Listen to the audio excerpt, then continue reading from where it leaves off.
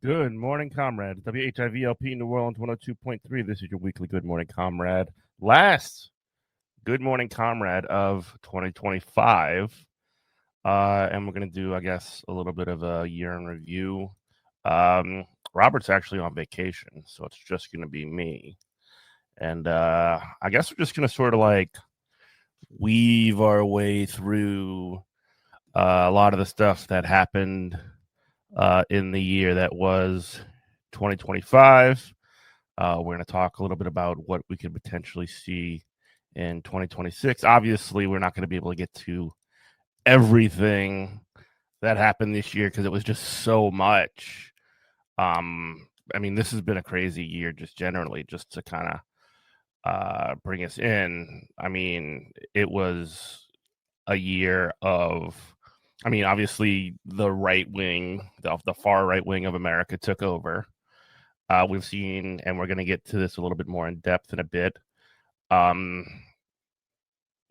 Essentially, an invasion into cities in this country to essentially take over, and the pretense for that is that essentially an attack on immigrants. We have seen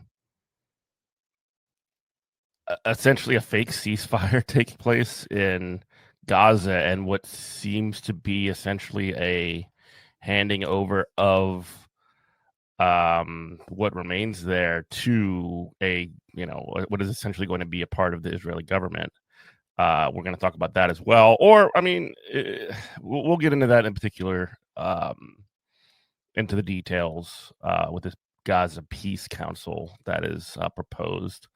AI and data farms have been popping up all over the place. These data centers, which threaten to take, I mean, not just raise the cost of energy, threaten and test out our energy grid and require the production of more and more energy. But also, I mean, again, this is an attack on climate, and I also want to make sure that, like, when I talk about this, like, AI is essentially just a justification for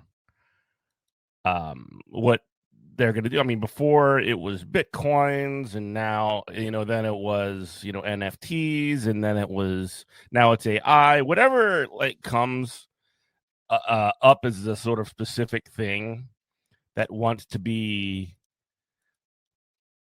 essentially that they want to sort of like use as the marketing for like just creating this incredible amount of capacity of, I mean, they're essentially construction projects, and that's sort of why a lot of, especially the building trades, unions have gotten involved and have sort of co-signed on a lot of this stuff, for better or for worse. We're just going down this road, and we're just kind of in that way.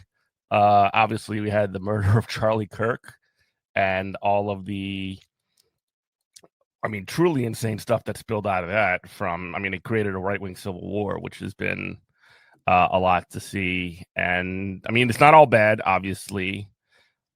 We have had the rise in New York City of Zohran Mamdani, somebody who, is a pretty committed democratic socialist in New York City, and he won his election to become the next mayor against establishment ghouls to have essentially an attempt to put together a pilot program for what a a suite of socialist or socialist adjacent policies could be in a really big, in a really big sort of like under the microscope situation in New York City. So I mean, there is a lot that happened this year, and a lot of it is going to spill into 2026.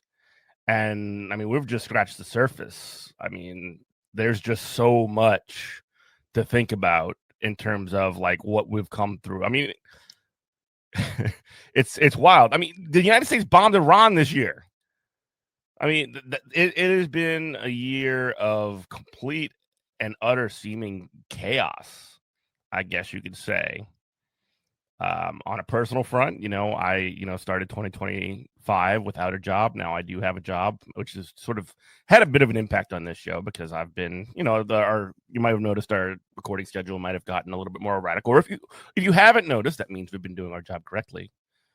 We've been doing a good job of sort of getting our shows in the can and keeping things moving. Just not to make this a production meeting, but it is it had been a little bit of a trial here. I've been traveling a lot more. I've been moving around a lot physically, and been working long hours, long weeks, 10 days, in a row, minimum.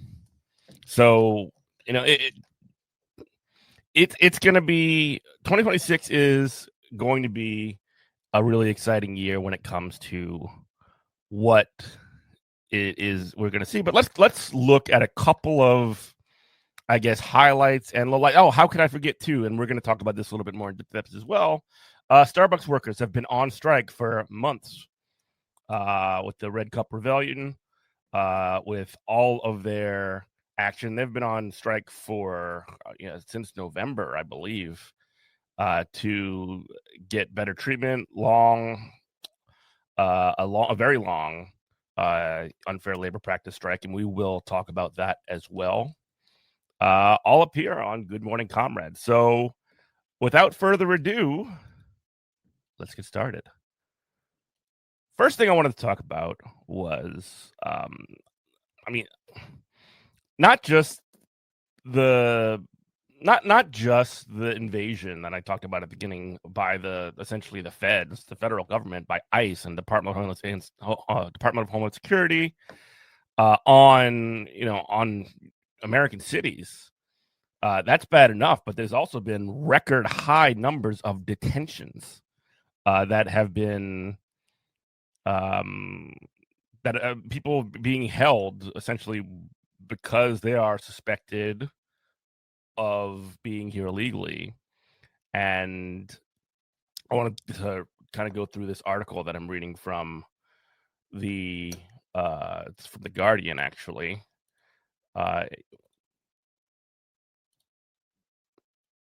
And it is here. Record number of people in ICE detention. Number of people in ICE detention is record high.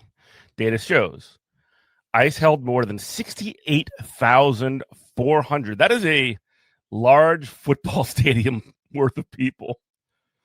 That is in detention in this country. The number of people in immigration detention in the United States is at an all-time high, according to to the public data published by U.S. Immigration and Customs Enforcement, ICE. The data, which comes out every 2 weeks, shows that as of the 14th of December, 2025, ICE holds more than 68,400 people. This many people in immigration detention is a new record, breaking the previous high set in the beginning of December. So essentially, every 2 months, they're just rounding up. Every 2 weeks, rather, they're just rounding up more and more people. And the only period, I guess, if you look at this graph where they don't have information for the number of people that they've round up or they've been holding at detention is the period during the government shutdown, which was the end of September and the beginning of October, or through most of October, over 40 days. Longest government shutdown in United States history, by the way. The Guardian, using ICE's data, has continued to track the number of people arrested, detained, and deported by the agency. The latest, published on the 22nd of December, right before Christmas, covers the 1st of October through the 14th of December 2025. The Guardian has been tracking this data and has calculated the total number of people the administration has arrested, detained, and deported since January 2025. In total, the administration has arrested more than 328,000 people and deported nearly 327,000. Jesus. Again, that's almost a third of a million people that have been arrested and deported in this country. And it's really just to push forward this, never-ending narrative of, this this country has been overrun by immigrants or whatever. This really, and again, the word fascism is being bandied about quite a lot for a reason when it comes to this, whether or not, it fits a technical term that you describe as fascism or whatever. Like the idea of just this level of, um, arresting, rounding up, deep and detaining and deporting people is, people are calling it fascist for a reason. That's just what it is. Whether or not it falls into the actual, technical definition or whatever of fascism, that's less important than what is actually going on here or what you're actually seeing. So I really do think that that's worth pointing out. One of the biggest changes in immigration and enforcement policies, and I also wanted to say this too, because like what a lot of the right wing and Donald Trump and a lot of his flunkies and cronies and ne'er-do-wells that deal around with him are saying is that the reason that we're in this situation is because the previous president, Joe Biden, did not do any kind of immigration policy, which is insane. The Democrats always do. They always carry out the right wing's policies when they get implemented. Even in previous administrations, and also there was a bill that the Democrats supported that was essentially a solidification of the first Donald Trump term, 2016. Remember that? A solidification of the first Donald Trump's term immigration policy, which was draconian, and the Democrats in the 2016 election, if you recall, would run around saying that this is this is an attack on immigrants, this is all these other things, and then essentially what they do is they come in and they justify it by signing off on it. And what do the Republicans do but say, well, that's not good enough, even though this is exactly the policies that they were pushing, not 4 years prior or less. So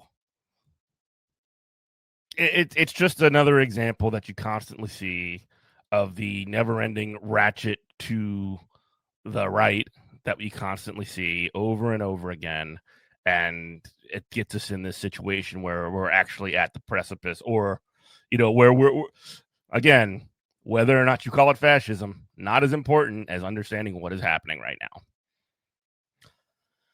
One of the biggest changes in immigration enforcement policies, immigrants with no criminal record continue to make up the largest group in U.S. immigration detention. So people with no criminal record, people who have done nothing wrong other than be here in this country without, a piece of paper that says it's supposed to be here.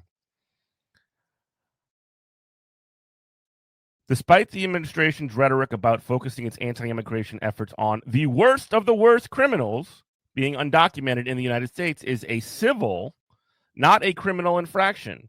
The Trump administration has also moved to invalidate protections for many immigrants staying in the United States legally. So, this is a really good primer on what's going on. It's not just an attack on people who may not have immigration status, that people that are here without, I sound like a broken record. I'm saying this over and over again, but the the BS that keeps coming out over and over again, is that, again, they're coming after the worst of the worst. They're coming after criminals. That's why they're coming after cities, because they're dangerous because of all these illegal immigrants. No, they're actually getting people with no criminal record. In fact, that's the majority of the people that they're detaining. And for what is a civil offense? It's not a criminal infraction. to be in the country, it is not a criminal infraction. It's a civil infraction. The Trump administration has also moved to invalidate protections from any immigration staying in the United States illegally. So it doesn't even matter if you are illegal, here with documentation. I hate saying that people are legal immigrants or whatever, because it's sort of it's a really bad rhetorical trap to fall into. But if they're even coming after people who have broken no laws, who have no criminal record, and who do have the proper documentation for being in this country, even by the rules we currently have, which are draconian.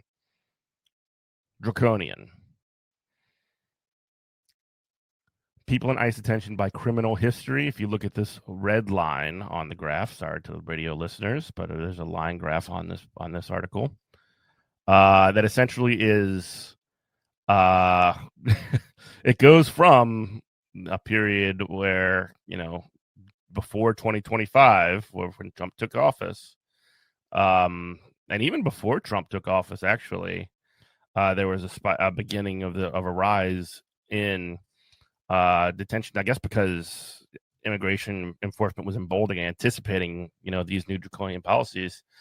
But there are now, according to this graph's estimation, almost 24,000 people in detention right now. Almost 24,000 people in detention as of the 4th of December. So, 2 weeks ago, as of recording, with no criminal record. 16,000, so almost 17,000 people with a criminal record, and almost 16,000 with pending charges, which is just, again, it's people being detained not for criminal. Well, even people who do have criminal records, like, they should be held not by this, gulag, not by these brown shirts, not by these federal agents who are designed to just expel immigrants. They should be held in, they have prisons, they have jails, they have all of these things that are part of the existing structure that these people constantly say have failed or whatever. But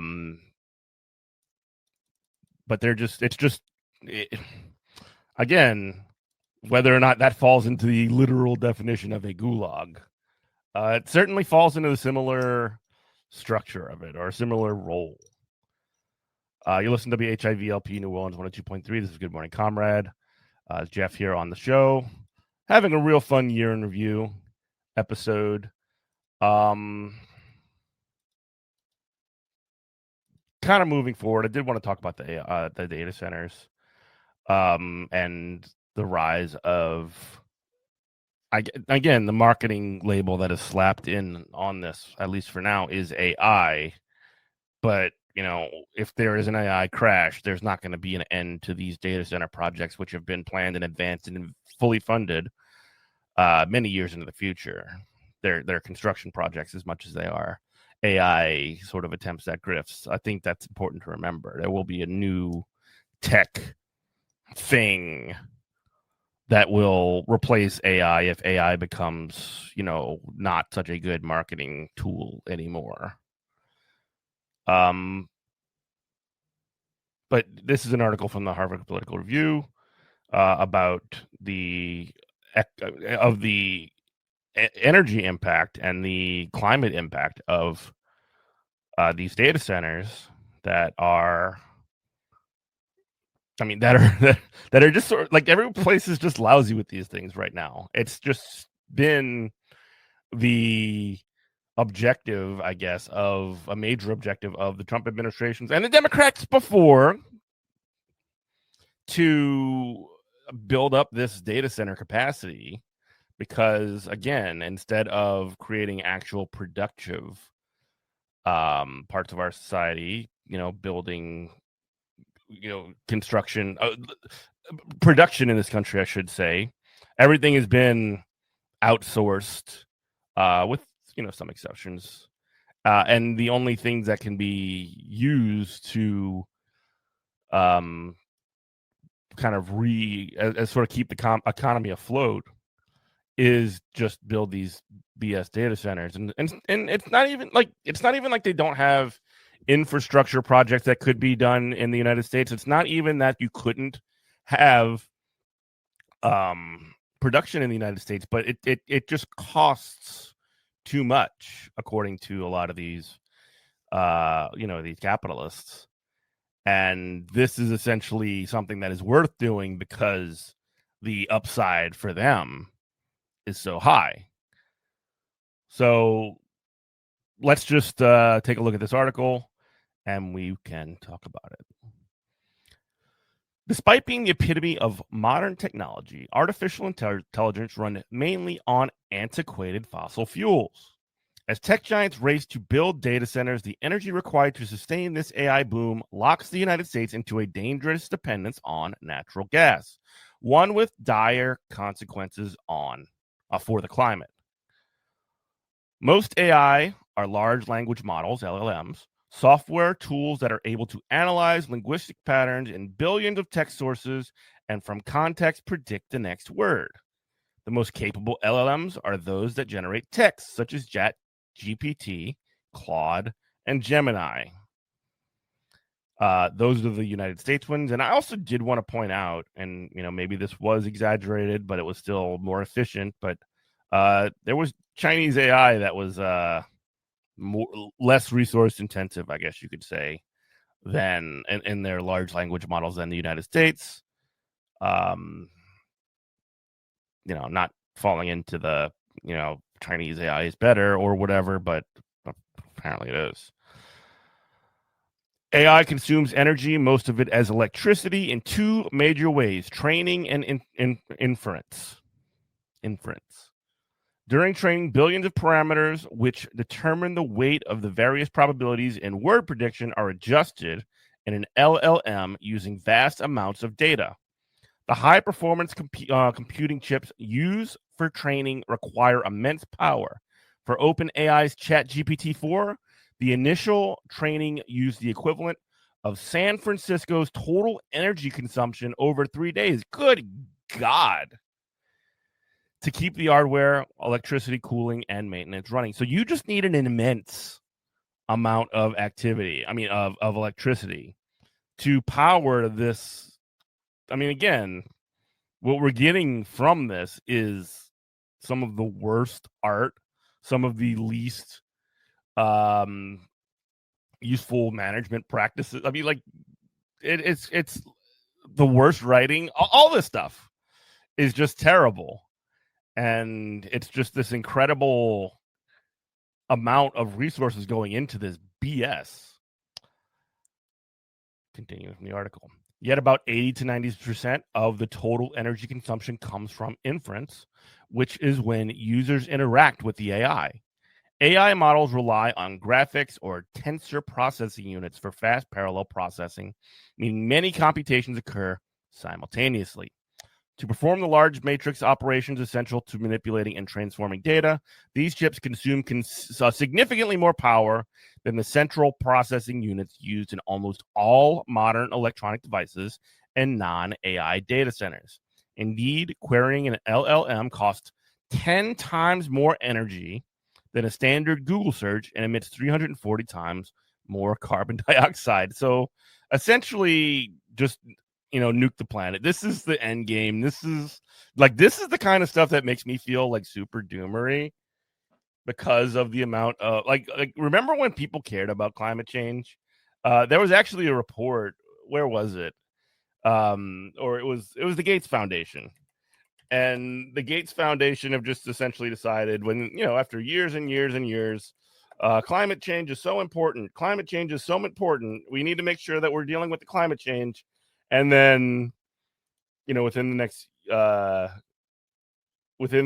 last few months, when this climate, when this AI, I should say, boom takes place, and the climate is essentially going to be severely impacted by this, huge. I hate to call it an innovation, but huge change. this huge focus, and the product of the outcome of that huge focus, they just decided that, oh, actually, we're not going to we're not going to talk about the climate so much anymore.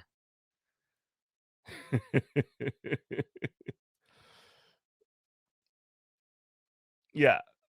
Instead of focusing on climate change and the causes of climate change, the focus of the Gates Foundation, or Bill Gates himself, is to focus on essentially making people's lives better in the wake of that.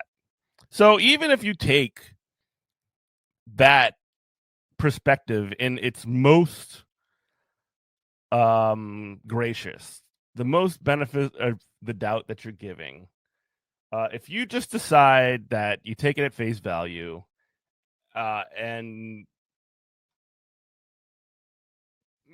you're essentially saying that, hey, they're essentially saying that, hey, the climate is screwed.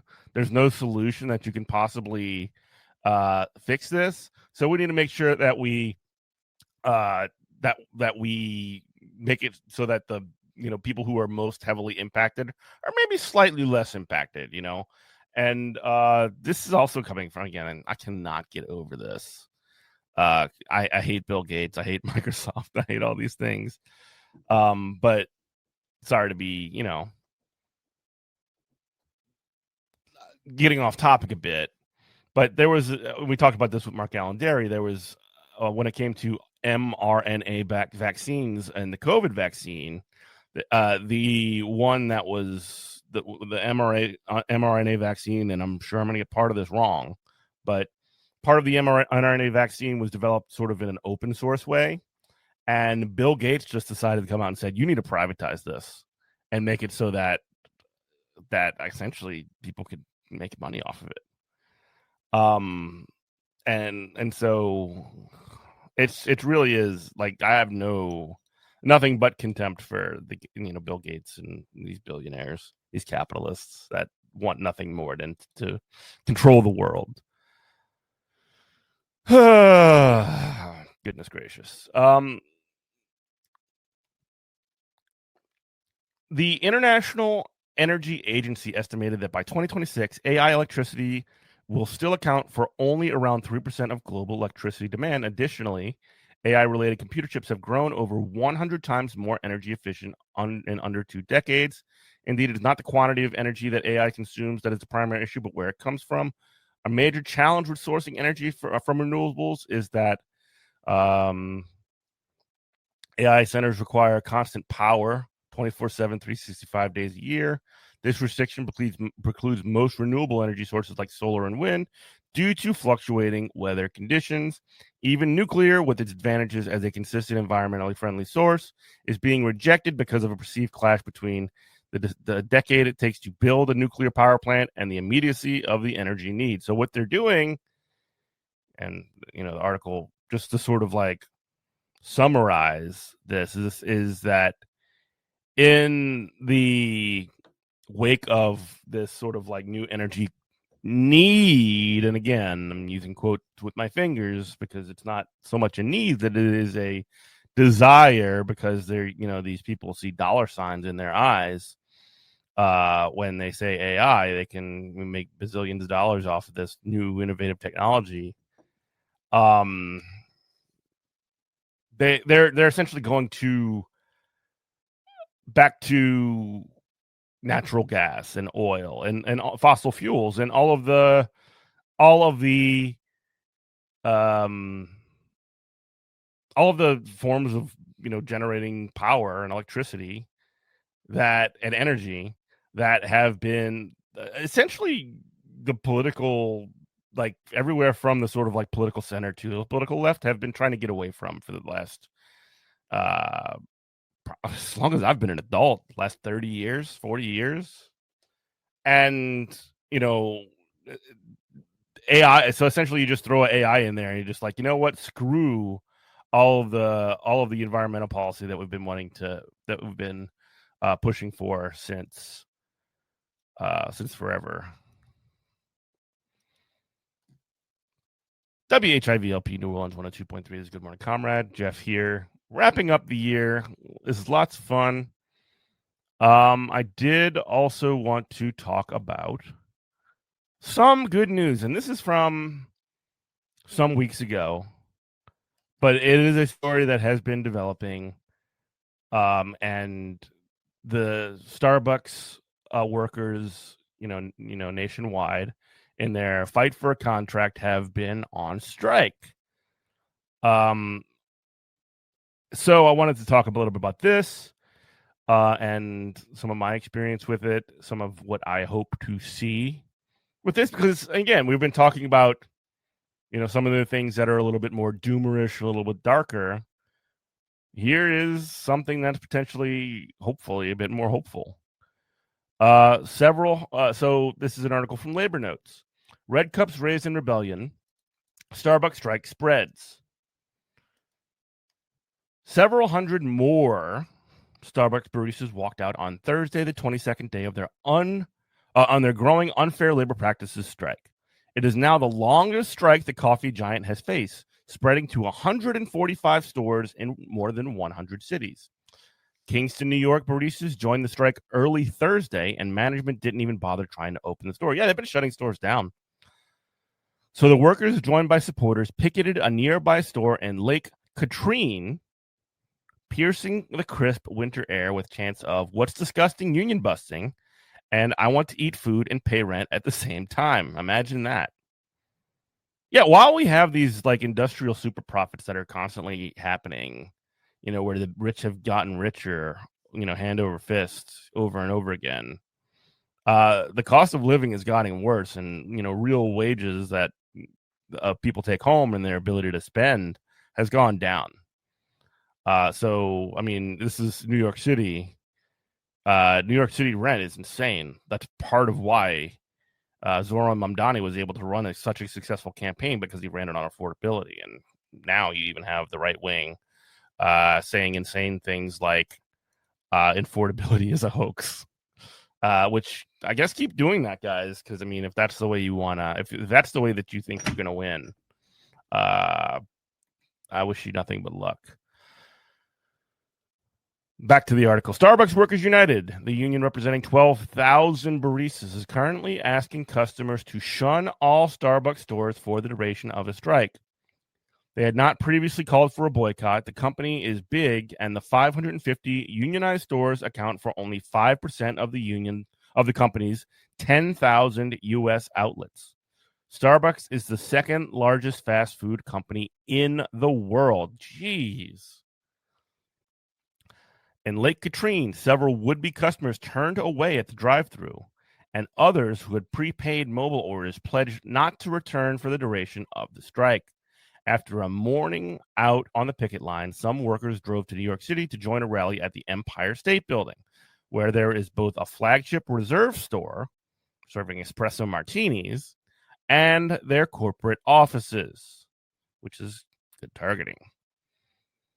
In Manhattan, 500 people rallied with giant red cups saying "Baristas on strike" and signs comparing CEO Brian Niccol to the Grinch. Okay.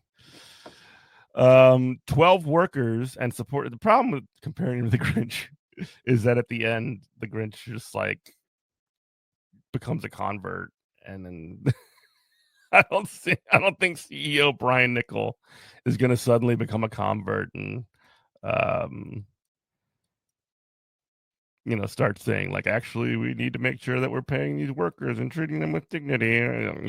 Maybe that's just low expectations on my part, but I've never seen it happen before. 12 workers and supporters sat down to block the iconic buildings. It's not fair to the Grinch, I guess what I'm trying to say. 12 workers and supporters sat down to block the iconic building's office entrance. They had asked for a meeting with executives in the offices above, but were met with silence. The police immediately warned that they would be arrested if they didn't move. Then they arrested all 12, while a press scrum snapped photos and crowd chanted. Same, I've seen things like that before too. I mean, that's classic civil disobedience, doing what you need to do. Make sure that, put your body on the line to get the requisite attention for this. That's classic stuff. The strike started with 65 stores on November 13th, then escalated with 30 more a week later, while 5 more stores in Maryland, Virginia, and Arkansas filed for union elections. Workers turned away trucks delivering to Starbucks' largest distribution center in York, Pennsylvania on November 20th. New York Mayor-elect Zohran Mamdani and Vermont Senator Bernie Sanders joined a Starbucks picket in Brooklyn on December 1st. They blasted CEO Nickel, whose pay is 6,000 times that of the average barista. He's got bills to pay, guys. He needs all that money. He's got kids, I think. Maybe he does. I don't know. Maybe he doesn't.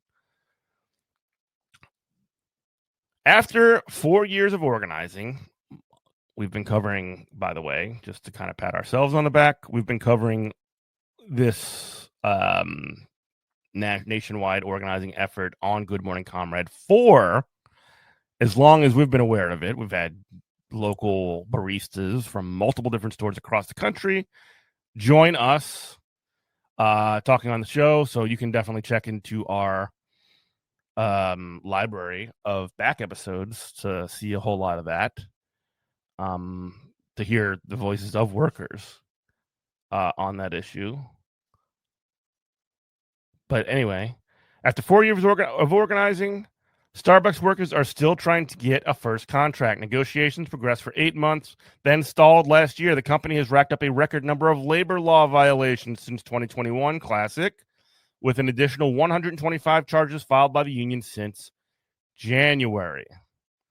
Baristas said the main issues are pay and scheduling. The average store worker makes $15.25 an hour and works 19 hours a week, said Rami Saeed, who works at the 325 Lafayette store in Brooklyn.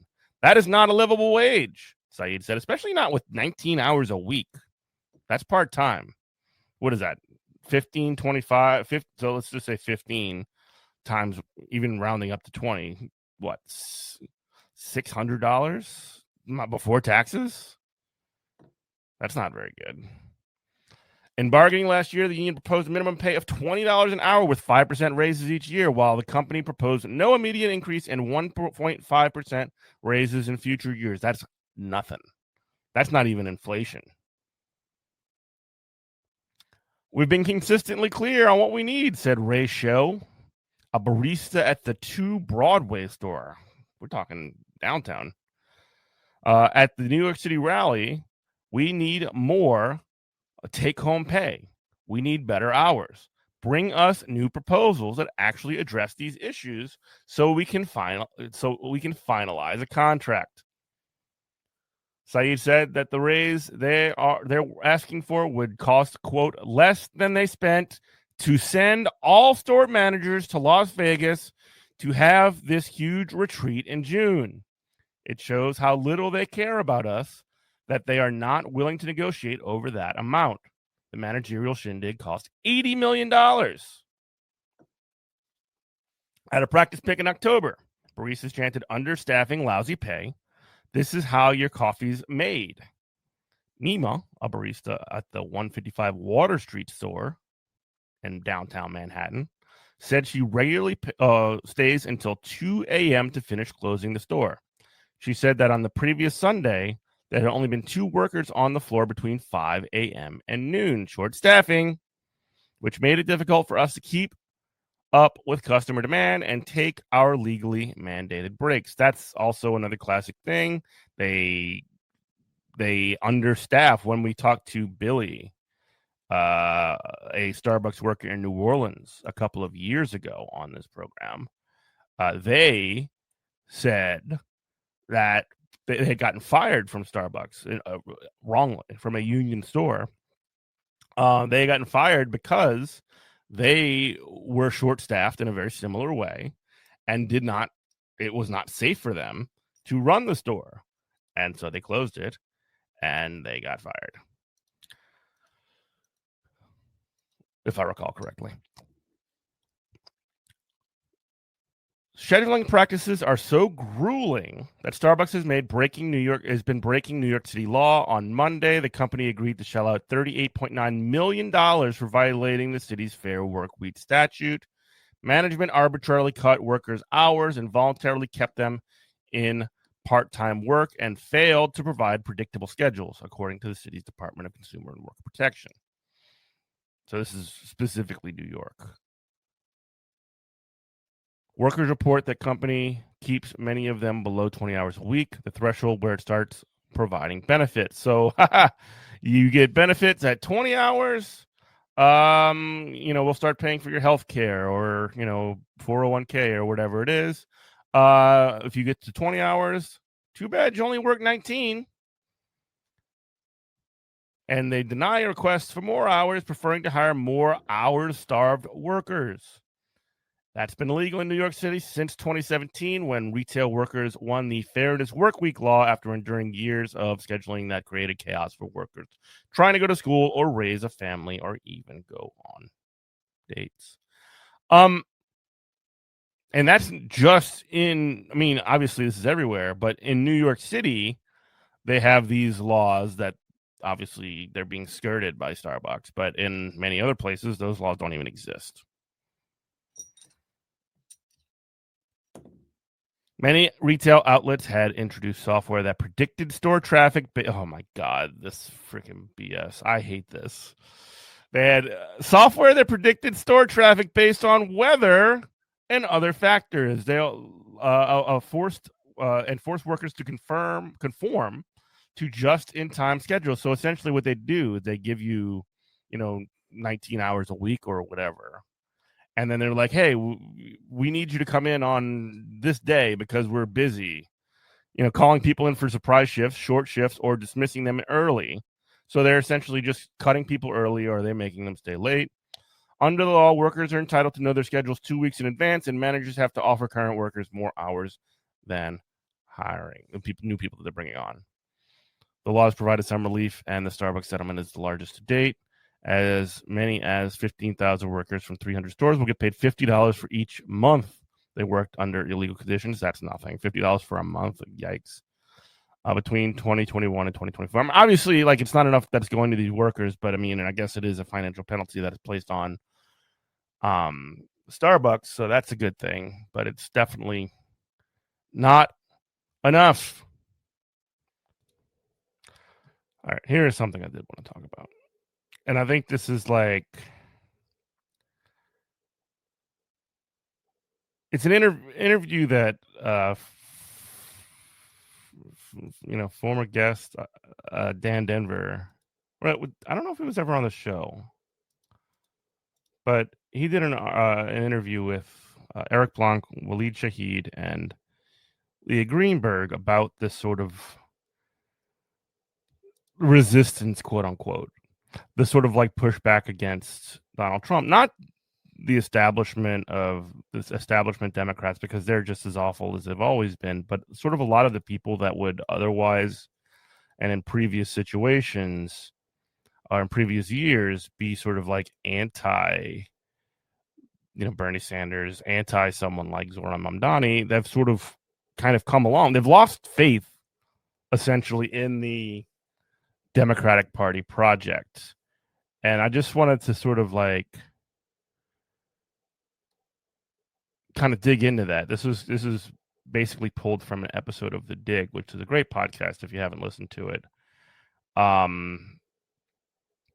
But let's take a look at this. All right.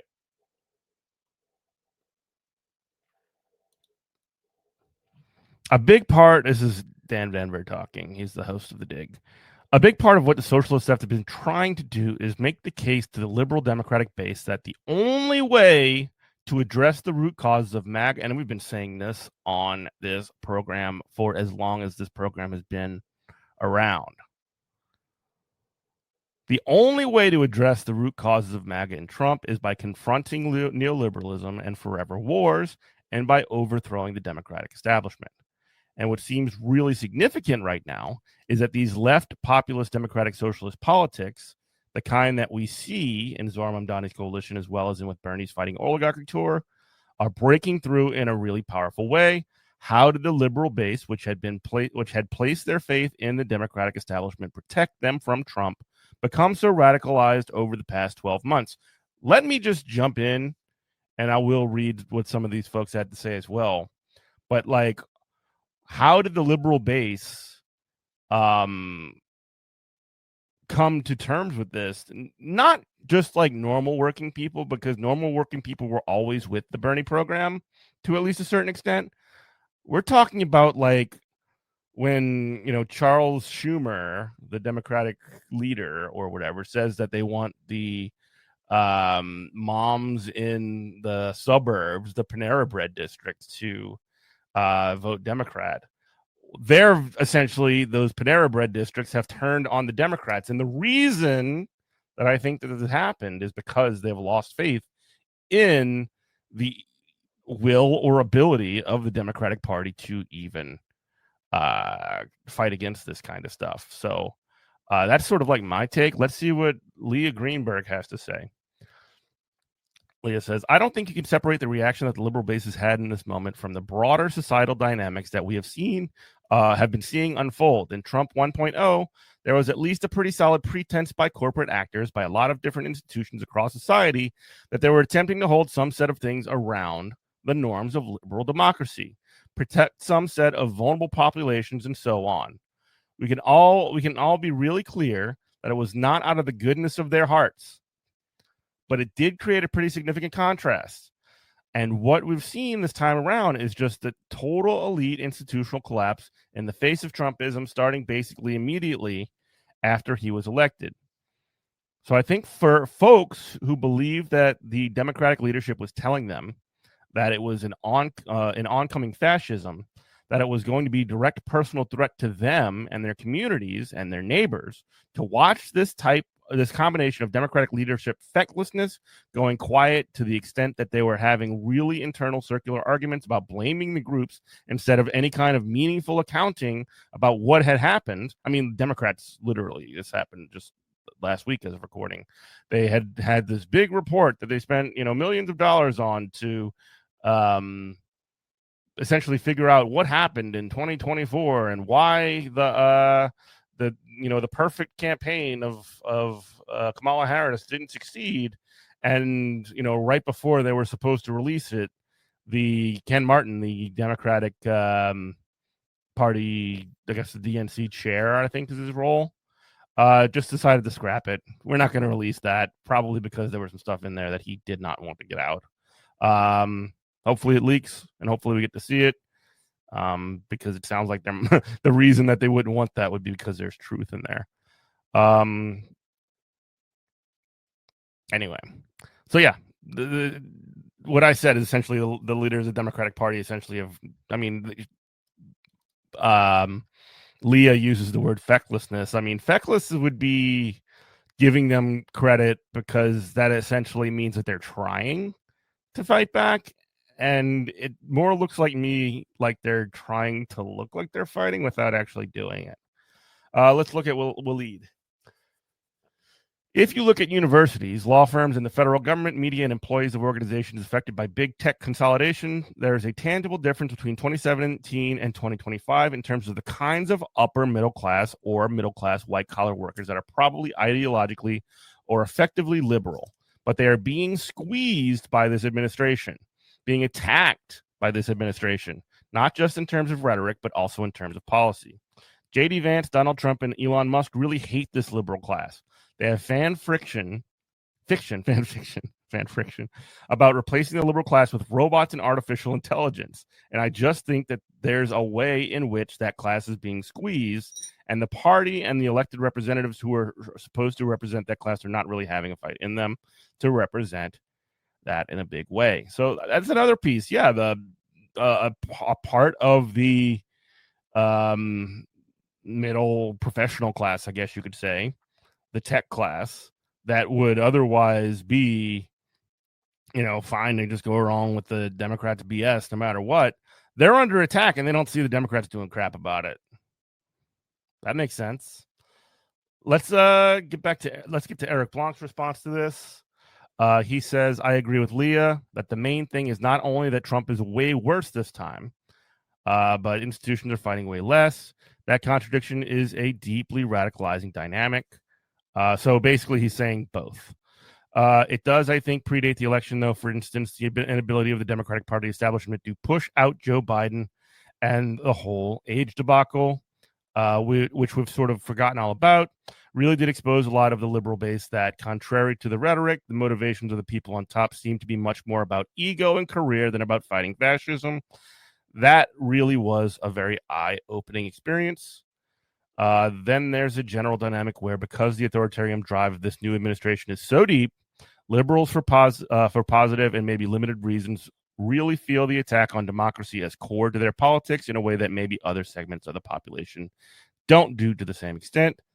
There's a radicalizing response to events in a way that, if you don't actually think that the system was working well, as many leftist or maybe like non-college educated workers do, maybe even attacks on democracy aren't at the forefront of your mind. Nobody gives a crap about attacks on democracy because the Democrats are not exactly defending democracy anyway. And what is democracy giving, quote unquote democracy, the democracy that the Democrats are selling, giving us, but more super profits for the wealthy, more wars abroad, and more and less for working people. You know, it's basically imperial death and destruction and super profits for the wealthy. Nothing for people, nothing for you, nothing for anybody. And I'm not even saying that if those actually, that's kind of the weird part about this, because the one way to maintain stability within this structure, with, you know, if you wanted to maintain the super profits and if you wanted to maintain the, you know, imperialism abroad, like, then you would essentially make sure that the bread and circuses were flowing, and as of right now, you got circuses, but you got no bread. So anyway, but if you really do believe, and I think that liberals are right to believe in the importance of defending liberal democracy, then it just seems like an all hands on deck moment to do more than any other part of the population. Yeah, Eric is a constant defender of the liberal democracy. You know, it's well, he thinks that liberals are right to believe in that. He's more of a social democrat, but regardless, we're in this sort of situation where the liberal Democrats can't even maintain their own system because they are too weak to even try to maintain it. And I guess what we are seeing again is more of, just to sort of summarize, because we do need to get out of here, we're seeing that, and, you know, perhaps too late, the Bernie approach, which it would have been much better if this had been taken up in 2016 or 2020. But that approach is at least being not accepted wholesale, but it's being at least considered much more seriously than it had been in the past. Because, I mean, if you recall, specifically 2016, there was an immediate deflection because these, you know, liberal figures had a lot more, I guess you could say, influence. They were able to essentially say, well, you know, everything is fine enough, and you know, the reason that Bernie is coming up here is because he's trying to take like Hillary's turn or whatever. And, you know, these sexist dude bros want to deny a girl boss their position, and in light of the fact that most people's situation over the past, you know, 8-10 years has gotten significantly worse. You know, that nobody cares about that. Nobody cares about the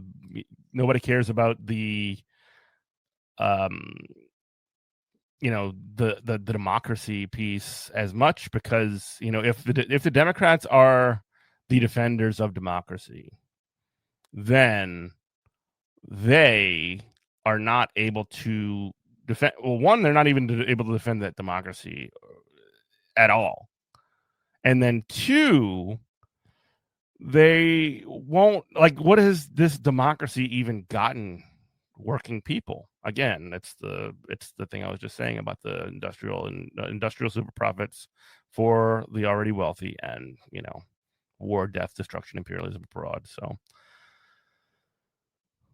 let's wrap up there. As far as like predictions for 2026, I don't really want to super like jump into that many of them. I just have some final parting words for 2025, a miserable year to be sure. We didn't even get to talk about Charlie Kirk, which again, when you compare we talked about this I think last week, but when you compare the murder of Charlie Kirk by someone who's not even a left winger, and the murder of Rob Reiner, who was a very influential producer and actor, very beloved. If you talk crap about Charlie Kirk in light of his death, you get fired. But if you the president of the United States will talk crap about Rob Reiner because he wasn't with his political program or whatever, didn't like him, and that's just totally fine. Yeah. Looking forward, we're going to see a lot more of the same. We're going to see the data center situation get even worse. And here's what I fear, and I want to be hopeful. But what I fear will happen, specifically on one of two things.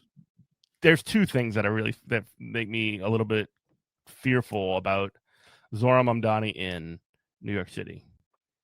One is that he's not able to get his policies implemented. He's not able to essentially create the case study for social democratic, I guess you'd call them, reforms even in the city of New York, and will be set back again for another generation, which would be horrible.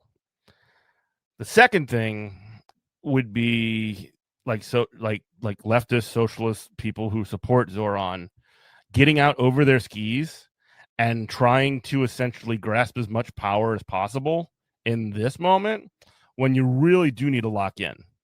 You need to focus, and you need to actually get this case study to be as successful as possible. And while other pieces of it can happen at the same time, you do need to walk and chew gum. If there are, Congress or whatever seats that can be taken up by, good candidates in opportune situations, fine. But I do think it's important that the priority, especially if you live in New York City, and I don't live in New York City, the priority has to be to get this these policies implemented, and get them to be successful. That way you can actually say that, hey, this sewer socialism, which has worked several times in this country's history, can still work in 2025. That's really going to be it for me. This has been your final Good Morning Comrade of 2025. Thank you to everyone who has been listening to us. This will be 7 years in May. So this will be our 7th year of being in operation. This could not be done without the listeners. You can find out ways to listen to the show. All of our back episodes are either on our website, on our YouTube, all those interviews that I talked about, and we've interviewed hundreds of people over those years, those 7 years coming up on. But yeah, thank you so much. Hope you had a great Christmas. Have a happy New Year, and we will see you in 2026. You are listening to Good Morning Comrade. This is WHIVLP New Orleans, 102.3. We love you. Bye-bye.